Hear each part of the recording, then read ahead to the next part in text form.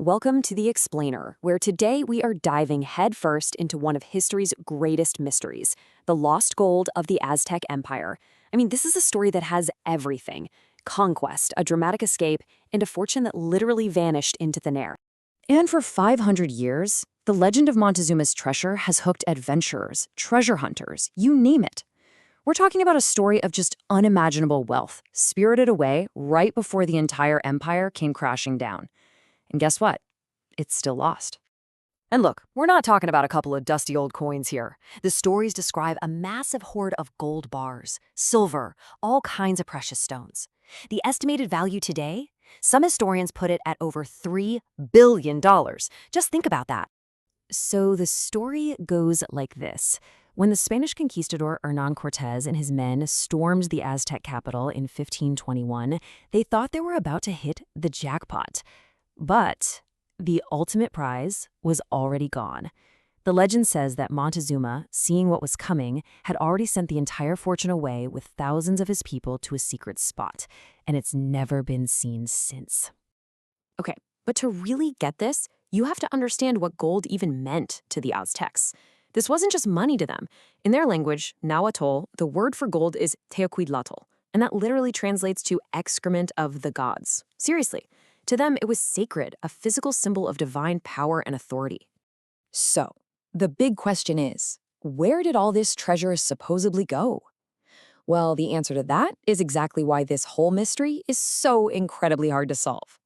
Let's dive into how this epic legend is buried, and I mean literally buried, under one of the biggest cities on the planet.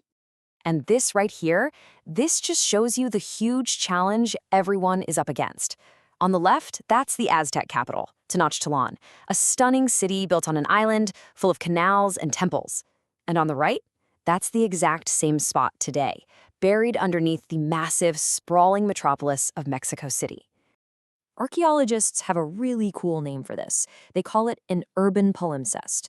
Think of it like a really old scroll that someone tried to erase and write over, but you can still see faint traces of the original text underneath. That's what digging here is like. You're trying to find this ancient world beneath layers and layers of concrete, asphalt, and just centuries of new construction. And trust me, the reality of this kind of archaeology is anything but romantic. We're talking about dark, damp, smelly trenches. You're fighting through thick concrete, a total mess of water pipes and electrical wires. Not to mention, the subsoil is this unstable clay that's always flooding. So researchers have to grab any chance they get, like when the city builds a new subway line or fixes a busted pipe, just to peek through these tiny little windows into the past. But what if, against all those odds, someone actually found a real piece of the legend, a direct physical link to that incredible story, just pulled right out of the mud? Well, in 1981, something amazing happened. Construction workers, just doing their jobs in a park, stumbled on this, a solid gold bar weighing almost 2 kilograms. It was an absolutely incredible find, but it would take decades before science could truly tell its story.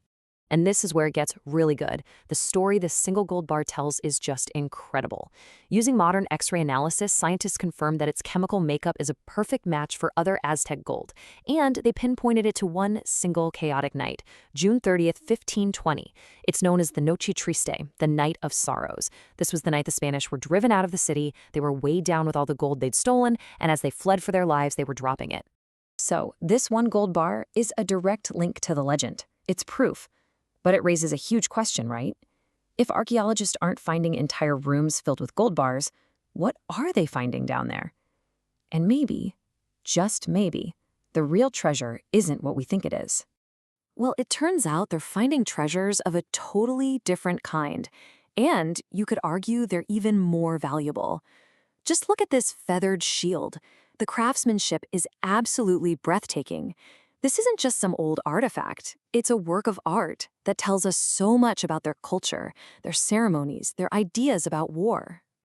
And then there are powerful religious objects, like this chacmol figure. This was a sacred offering, a kind of divine messenger linked to the rain god Tlaloc. Every find like this is a window into the spiritual world of the Aztecs, their gods, their beliefs, their rituals. Heck, they're even finding architectural pieces, like this almena. It's a kind of decorative ornament that would have been on the roof of a school for elite kids. I mean, think about that. This one piece helps us rebuild what their city actually looked like, and it tells us about their social classes and even their education system. Every single artifact is a crucial piece of the puzzle.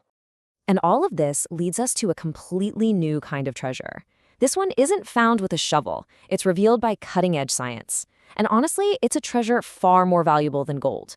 It's the treasure of knowledge. And its secrets? They're locked away in tiny pieces of volcanic glass. That key is a material called obsidian. It's a type of volcanic glass, and it was absolutely essential to the Aztec Empire. When you fracture it, it's razor sharp. So they used it for pretty much everything, from sacrificial knives to tools and even polished ritual mirrors. So how in the world do you get a story from a piece of glass? Well, scientists use this amazing handheld device. It's called a portable X-ray fluorescence scanner, or PXRF for short. The best way to think about it is like a geological fingerprint scanner. You point it at an artifact, it shoots a beam of X-rays, and the elements inside the obsidian get excited and give off this unique energy signature. That signature, that fingerprint, tells you the exact volcano that piece of obsidian came from. It's brilliant. So, in a recent study, researchers analyzed almost 800 obsidian artifacts from the Templo Mayor, the main temple. And by fingerprinting each one, they were able to map out the Aztec economy. This chart shows what they found. In the early days of the empire, they were only getting obsidian from maybe 2 or 3 sources. But as the empire grew, that trade network just exploded. They were pulling in obsidian from more than 7 different locations. And here's why that is so important. What this science shows us is an empire that was way more complex and economically alive than this simple legend of hidden gold would have you believe. This wasn't just some system where the emperor controlled everything. No, this was a vibrant, complicated market system where goods were flowing all over the place, sometimes even from territories controlled by their rivals. Which brings us full circle to a whole new kind of treasure hunts. It completely redefines what we're really looking for when we talk about the lost treasure of the Aztecs. You know, we started this with the legend of lost gold. The focus was on riches and mystery, this quest to find a monetary fortune. But the real story being uncovered now is about knowledge, complexity, and truth. The quest has totally shifted.